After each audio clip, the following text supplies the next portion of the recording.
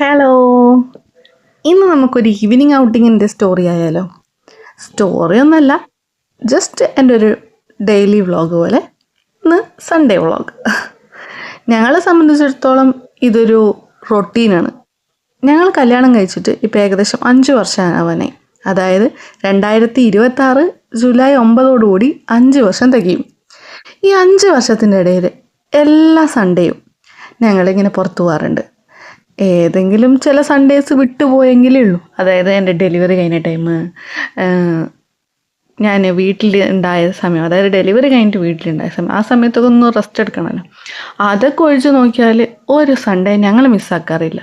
ഞങ്ങളുടേതായ കുറച്ച് സ്പേസ് ഞങ്ങൾ സ്പെൻഡ് ചെയ്യുന്ന കുറച്ച് മൊമെൻറ്റ്സാണ് സൺഡേ. സൺഡേ ഈവനിങ് ഞങ്ങളെ വീട്ടിൽ നോക്കേണ്ട ആവശ്യമില്ല, ഞങ്ങൾ എന്തായാലും പുറത്ത് പോയിരിക്കും. അങ്ങനെ ഞങ്ങൾ ഇന്ന് പുറത്ത് വന്നത് എരഞ്ഞോളി പാലത്തേക്കാണ്. എരഞ്ഞോളി പാലത്ത് ചെറുതായിട്ട് ഇങ്ങനൊരു സെറ്റപ്പ് ഉണ്ട്. പക്ഷെ ഞങ്ങളവിടെ പോയപ്പം ഒരുപാട് ആളും ഒരു ഫുൾ പ്ലാസ്റ്റിക്കും മാലിന്യമൊക്കെ ആയിട്ട് ഞങ്ങൾക്കൊരു മൂഡില്ല, ആകെ ഒരു മൂഡ് ഔട്ടായി. അപ്പം ഞാൻ പറഞ്ഞു, എന്നാ വാ നമുക്ക് കടൽപ്പാലത്ത് പോകാം. അങ്ങനെ ഞങ്ങൾ അവിടുന്ന് നേരെ തിരിച്ച് കടൽപ്പാലത്തേക്ക് പോകുന്ന വഴിയാണിത്. ഇവിടുന്ന് നേരെ പോയി കഴിഞ്ഞാൽ എൻ്റെ മുന്നത്തെ വ്ളോഗിൽ നിങ്ങൾക്ക് നോക്കിയാലറിയാം, ഇവിടുന്ന് ഞാൻ ഷോർട്ട് കട്ട് എടുത്ത് കടൽപ്പാലത്തേക്ക് പോകുന്നത്. ഇപ്പോൾ ഞങ്ങൾ തിരിയുന്നത് ഇന്ദിരാ പാർക്കിലേക്കുള്ള വഴിക്കാണ്. ഇന്ദിരാ പാർക്ക് നിങ്ങൾ ഏകദേശം പല ആൾക്കാരുടെയും ബ്ലോഗിൽ കണ്ടിട്ടുണ്ടാവും.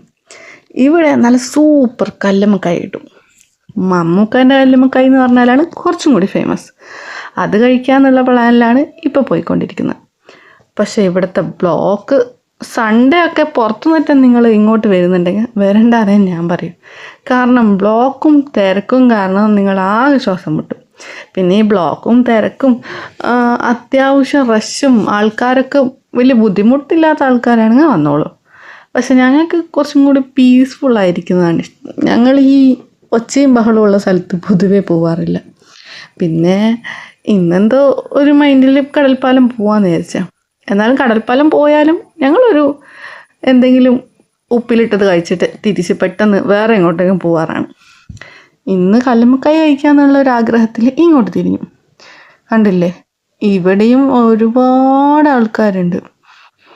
ആൾക്കാരുള്ളതല്ല സത്യത്തിൽ പ്രശ്നം. ഈ ഭക്ഷണമുള്ള സ്ഥലത്ത് ഇഷ്ടം പോലെ ആളുണ്ടാവും, പക്ഷെ അതിനനുസരിച്ച് അവിടെ കലങ്കോലായിട്ടുണ്ടാവും. ഭക്ഷണത്തിൻ്റെ വേസ്റ്റും ആളുകളുടെ കലവില് നമുക്ക് നമ്മളതായ ഒരു സ്പേസ് കിട്ടാത്ത പോലെ, നമ്മളെ കാര്യങ്ങൾ സംസാരിക്കാൻ പറ്റാത്ത പോലെ തോന്നും. എനിവേസ്, അങ്ങനെയുള്ളവർ പുറത്തിറങ്ങരുത് നിങ്ങൾ ചിലപ്പം പറയും. പക്ഷേ നമ്മൾ പുറത്തിറങ്ങുന്നത് അതിന് വേണ്ടിയാണല്ലോ. അങ്ങനെ മമ്മൂക്കാൻ്റെ കല്ലുമ്മക്കായ അയക്കാൻ പോയിട്ട് അത് കിട്ടിയില്ല. അവിടെ തിരക്ക് കാരണം അപ്പോഴേ എനിക്ക് തോന്നി എന്തോ പണിയാണെന്ന്. പിന്നെ അവിടെ നിന്ന് ഒരു 10 മിനിറ്റ് നിന്നപ്പോൾ അവർ പറഞ്ഞു തീർന്നു. അങ്ങനെ അവിടെ നിന്ന് കുറച്ച് അതിൻ്റെ ബാക്ക് സൈഡ് വന്നപ്പോൾ ഇവിടെ ഒരു ചേച്ചി കല്ലുമ്മക്കായ വെക്കുന്നുണ്ട്. അവരുടെ അടുത്തുനിന്ന് 2 എണ്ണം എങ്ങനെയോ വാങ്ങി. അതും ഒരേ തിരക്കാണ്. 2 എണ്ണം താ ചേച്ചി എന്ന് പറഞ്ഞിട്ട് അങ്ങനെ വാങ്ങിയതാണ്. അത് കഴിക്കാൻ പോയിട്ട് എൻ്റെ കൈ പൊള്ളി. എൻ്റെ മോന് പിന്നെ എവിടെ പോയാലും ഈ രതീഷിനോടെ താല്പര്യമുള്ളൂ. ആ പഴംപൊരി കിട്ടിയ അവൻ ഓക്കെയാണ്. കല്ലുമ്മക്കായൻ്റെ ചൂട് കാരണം ഞാൻ കുറച്ച് നേരം അത് അവിടെ വെച്ചു. ഞങ്ങൾ കുറച്ച് കളിക്കട്ടെ. ഇനി ഞാൻ ഒന്ന് ടേസ്റ്റ് ചെയ്ത് നോക്കാം. ആ ടേസ്റ്റ് ചെയ്യുന്ന കാണുമ്പോൾ നിങ്ങൾക്ക് മനസ്സിലാവും എൻ്റെ അണ്ടകടാഹം വരെ പൊള്ളുന്നൊരവസ്ഥയിലേക്കാണ് ഞാനിപ്പോൾ പോകുന്നത്. പൊള്ളി വായിൽ തീയിട്ട അവസ്ഥയാണ്. വായിൽ കൂടെ പുക വരുന്നുണ്ടോ എന്നാണ് ഞാൻ ഊതി നോക്കിയത്.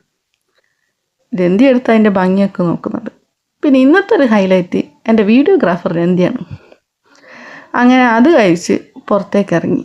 അന്നേരം ഈ ചിത്രം വരച്ച പോലെയുണ്ട് ആകാശവും കടലും. അത് മനസ്സിലാവുന്നില്ല, ആകാശം ഏതാ കടൽ ഏതാ, രണ്ടും ഒരുപോലെ തിരമാല അടിക്കുന്ന ഒരു ഫീലാണ് എനിക്ക് തോന്നുന്നത്. ഞാൻ ഇതുപോലെ ഒരു ചിത്രം വരച്ചിട്ടുണ്ട്. എനിക്ക് പെട്ടെന്ന് ഇത് കണ്ടപ്പോൾ അതാണ് ഓർമ്മ വന്നു.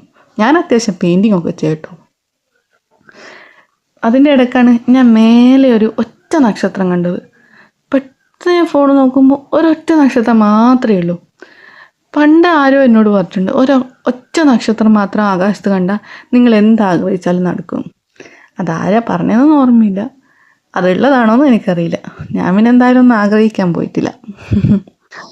അങ്ങനെ അവിടെ നിന്ന് ഞങ്ങൾ പെട്ടെന്ന് ഇറങ്ങി. എന്നിട്ട് കടൽപ്പാലത്തേക്ക് പോകാമെന്ന് വിചാരിച്ച് അവിടെ നിന്ന് വിട്ടപ്പോൾ അതെ അവിടെ അടുത്ത തിരക്ക്. വണ്ടി വെക്കാൻ പോലും സ്ഥലമില്ല. വണ്ടി എവിടെയൊന്ന് പാർക്ക് ചെയ്യുന്ന കരുതി ഒന്ന് ഇങ്ങനെ മുന്നോട്ട് പോയി അവസാനം ഒരു സ്ഥലം കിട്ടി. പിന്നെ നേരത്തെ കഴിച്ച കല്ലുമ്മക്കായ് അത് ഫ്ലോപ്പായിരുന്നു കേട്ടോ. മമ്മൂക്കാൻ്റെ കല്ലുമ്മക്കായല്ലേ, അതിൻ്റെ അപ്പുറത്തുനിന്ന് കഴിച്ചതാണ്. അവരുടെ പേരും ഇതൊന്നും ഞാൻ പറയുന്നില്ല.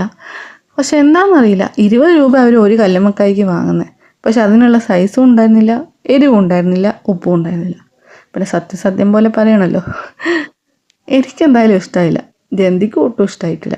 ആ ചൂടിൽ നാവ് പൊള്ളി എന്ന് മാത്രം. അങ്ങനെ കുറച്ച് മുന്നോട്ട് പോയപ്പോഴാണ് ഒരു ചേച്ചി ചായയിൽ പഞ്ചസാര ഇട്ടടിക്കുന്നുണ്ട്. എന്നാൽ പിന്നെ ഒരു സുലൈമാനി ആയാലോ എന്ന് വെച്ചിട്ട് അത് വാങ്ങാൻ പോയി. അവരെന്നെ നല്ല കല്ലുമ്മക്കായ് പൊരിക്കുന്നുണ്ടായിരുന്നു.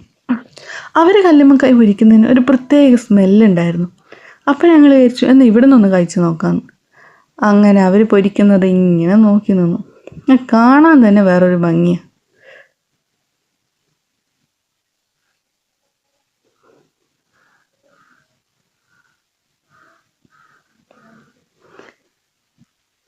ഇതാണ് അവിടുത്തെ താത്ത. അവർ ഓരോന്ന് ചെയ്യുന്നത് ഞാനിങ്ങനെ നോക്കി നിന്നു. ശരിക്കും ഞാൻ ഇത് വോയിസ് ഓവർ ചെയ്യുമ്പോൾ പോലും എൻ്റെ വായിൽ വെള്ളം വരുന്നുണ്ട് ആ ടേസ്റ്റ് ഓർത്തിട്ട്.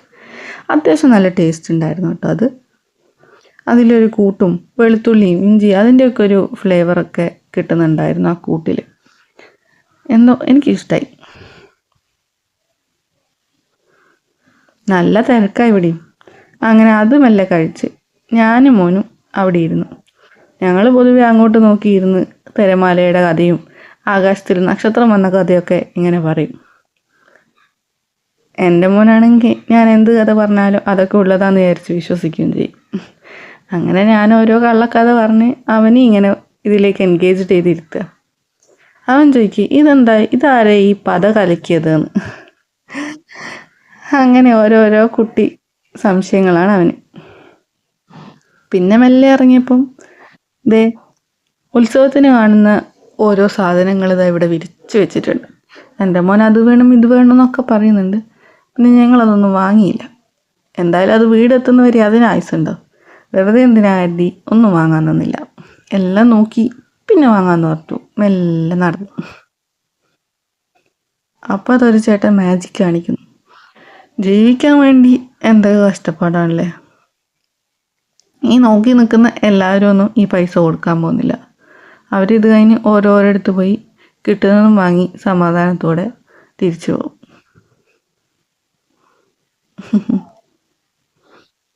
അതിൽ നിങ്ങൾക്ക് ട്രിക്ക് മനസ്സിലായെങ്കിൽ കമൻറ്റ് കേട്ടോ.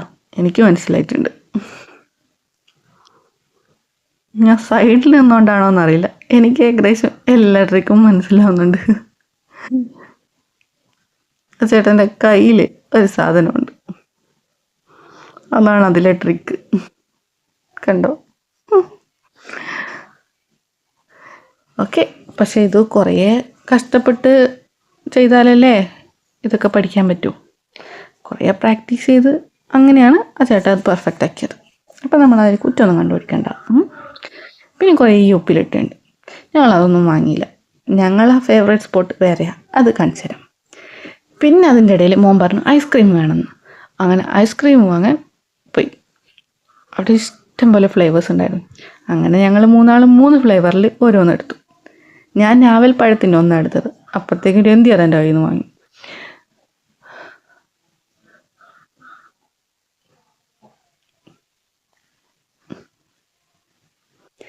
നമുക്കതിൻ്റെ ഇപ്പുറത്തെ സൈഡിൽ കൂടി നടന്നു നോക്കാം.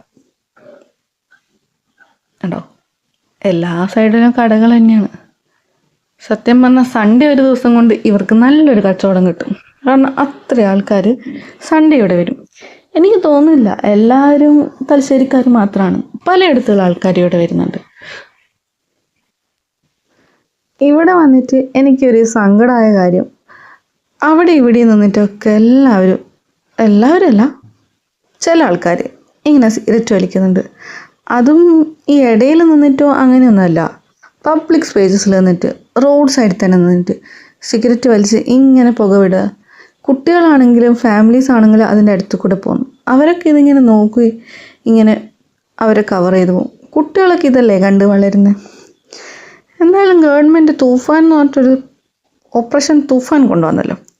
അതിലെനിക്ക് എന്താ പറയുക, എൻ്റെ ഭാഗത്തുനിന്ന് എനിക്ക് റൈറ്റായിട്ടാണ് തോന്നിയത്. ഈ ഗവൺമെൻറ് വന്നിട്ട് അത് നല്ലൊരു കാര്യം ചെയ്തത്. ആ തൂഫാൻ ടീം ഇത് കാണുന്നുണ്ടെങ്കിൽ ഇവിടെയും വന്നിട്ട് ഇവരെല്ലാവരും പിടിച്ചുകൊണ്ട് പോകണം. ഇങ്ങനെ സിഗരറ്റ് വലിക്കുന്ന തീരെ ശരിയല്ല.